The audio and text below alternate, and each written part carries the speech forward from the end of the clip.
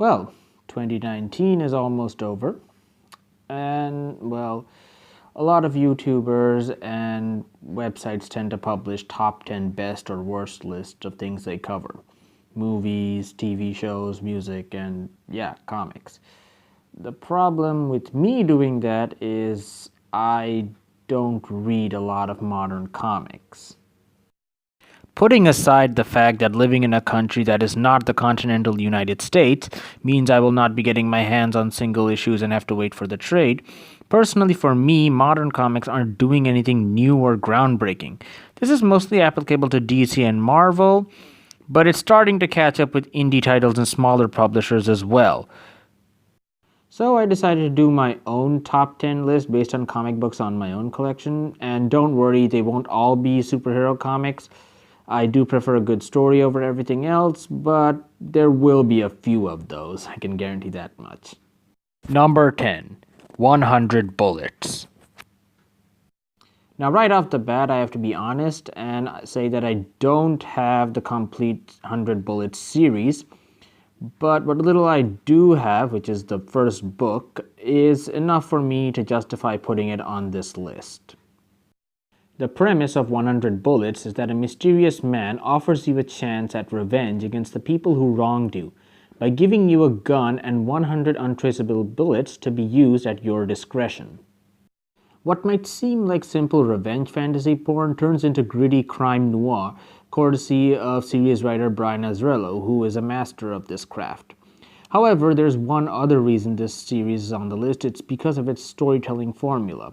The single issues and story arcs all stand on their own, but if you pay close attention and read them all at once, you'll find that there is enough connective tissue to enhance the overall story. No writing for the trade here, ladies and gentlemen. Number 9, Astro City Special Number 1. It shouldn't come to anybody's surprise that I put an Astro City comic here on the list. I already did a video on Astro City Number 1 where I go over some of the reasons why I really like it. So let's talk about my personal choice for the best list. The story here is about a retired superhero being called into action one last time and getting his ass handed to him for his efforts. While he fights, he reminisces about the good old days when he was in his prime, and about the people that were by his side during this time to support him all the way through. Astro City has never been about the fights. It's always been about the people who were caught up in those fights, what led to those fights, and the aftermath.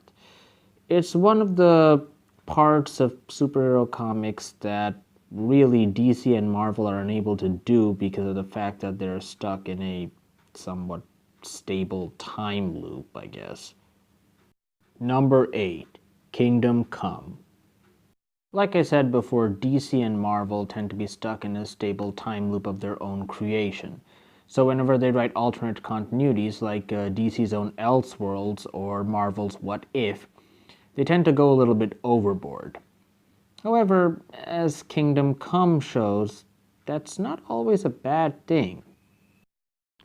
10 years after Superman and his contemporaries abandoned fighting crime, the next generation of heroes have taken their place and are not doing a very good job. After an incident in Kansas, Superman comes back, but instead of repairing the problem, ends up escalating it, leading to an all-out superhero war. Kingdom Come is a deconstruction of the 90s anti-hero, which, as the name suggests, was the type of superhero that emerged during the dark age of superhero comics. A sort of character who could be called a hero just because he was the protagonist. His actions were almost indistinguishable from the people he was supposed to be fighting. Although Kingdom Come also slightly hints at the fact that, yeah, Superman and his methods aren't exactly clean either, with people like the Joker and Ra's al Ghul just being allowed to escape and do whatever they want over and over again. Unfortunately, DC has pretty much just eschewed the balance completely and just either goes completely dark or completely light whenever they feel like it. Number 7. What's so funny about truth, justice, and the American way? You know what?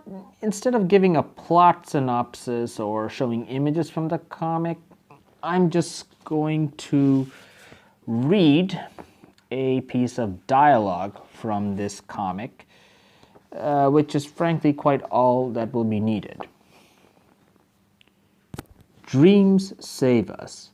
Dreams lift us up and transform us.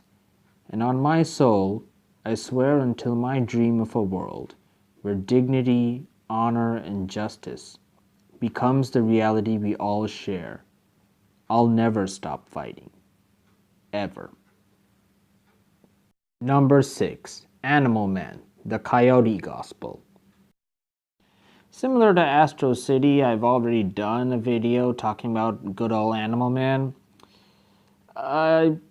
Yeah, I'm not really going to show any images from this comic either, but I can just tell that the issue I selected was really the turning point for Morrison's work with the character. Basically going knee-deep into the meta-commentary. The story, if you're interested, is about a cartoon character, a legal version of Wile E. Coyote, coming into the so-called real world of Animal Man and what happens as a result. Seriously, just go read the series. It's much better than whatever I could try to explain. Number 5. Sandman, Men of Good Fortune. Minor spoilers, this isn't the only time that Sandman's going to show up on the list. The story that I selected here is about the friendship, or the beginning of a friendship, between a man called Hob Gadling and an immortal, the main protagonist of the Sandman series himself, Dream.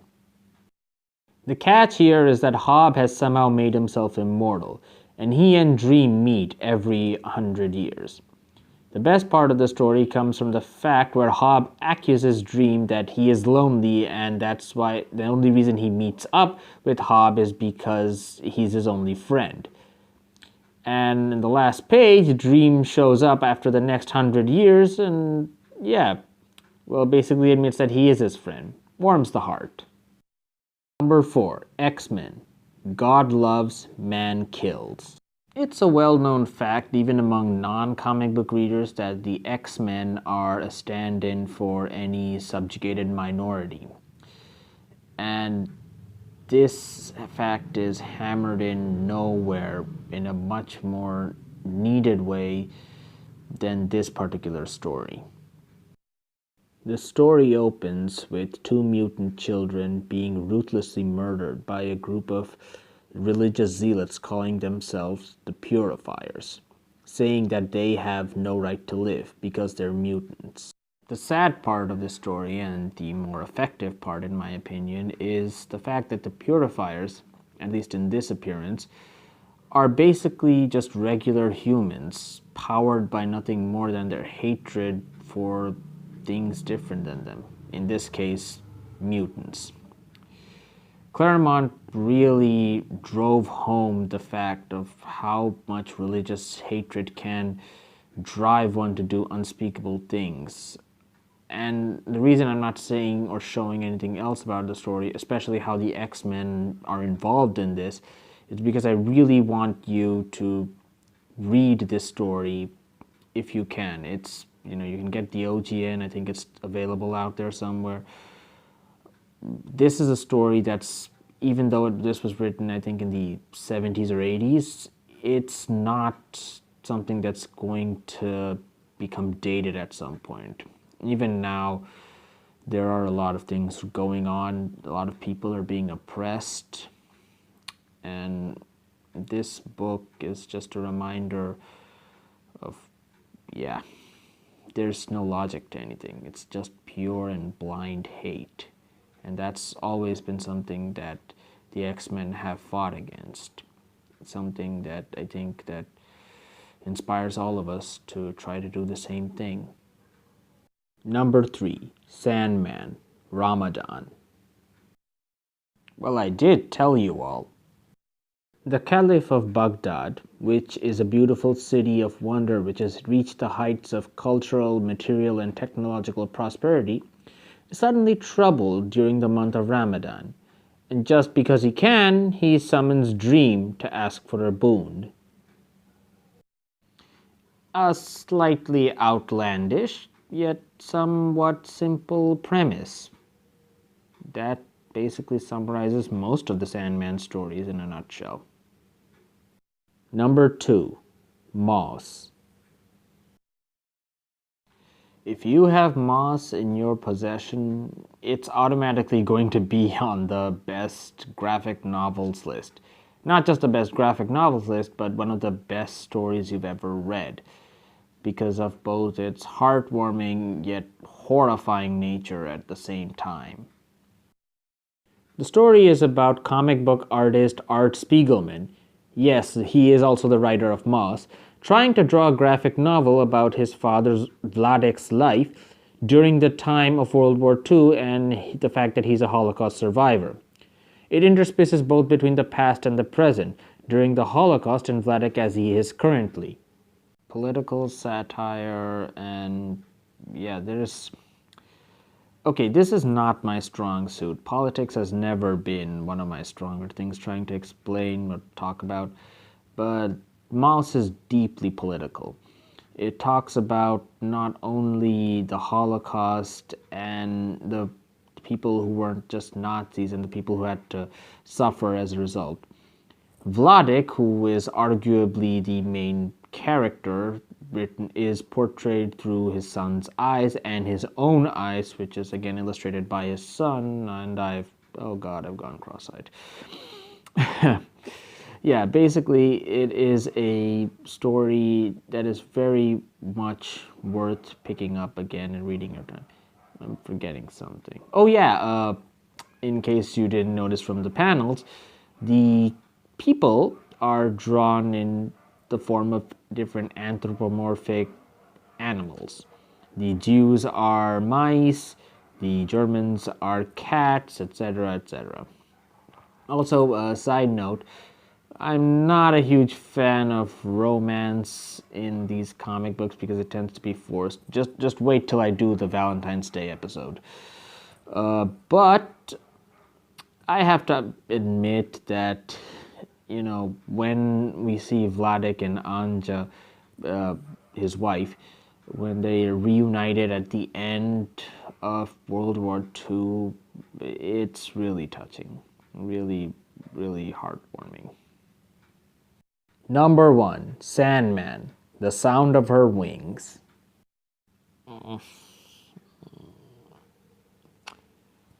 Okay, I know, I put Sandman 3 times on the list.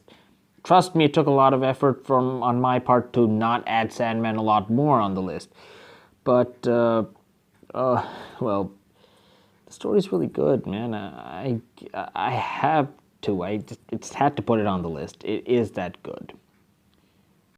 Like the Animal Man story before this is the story where Neil Gaiman finally got his groove in writing the character of the Sandman. Here, Dream meets his sister Death, and they talk as she goes about her daily business. And he's finally inspired to get back into the thick of things after being away for so long.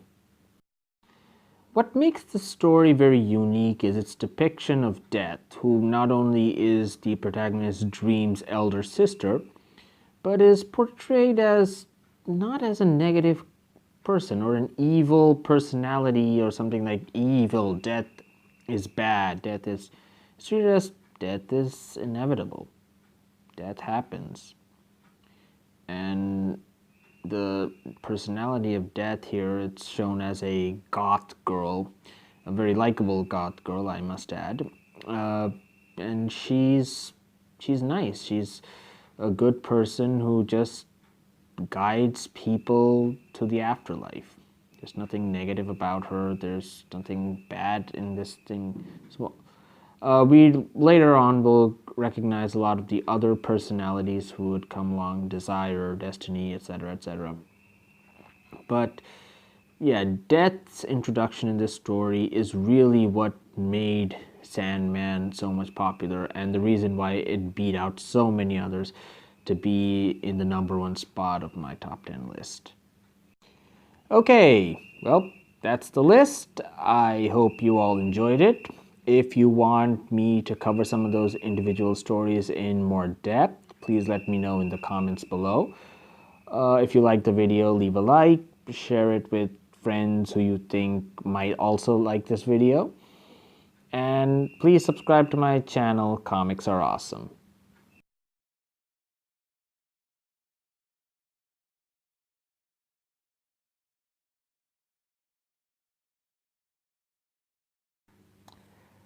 Well, this is entertaining. Test run, checking, checking, checking. I have no idea how this is going to turn out. A little too much shade. Not enough shade. Oh.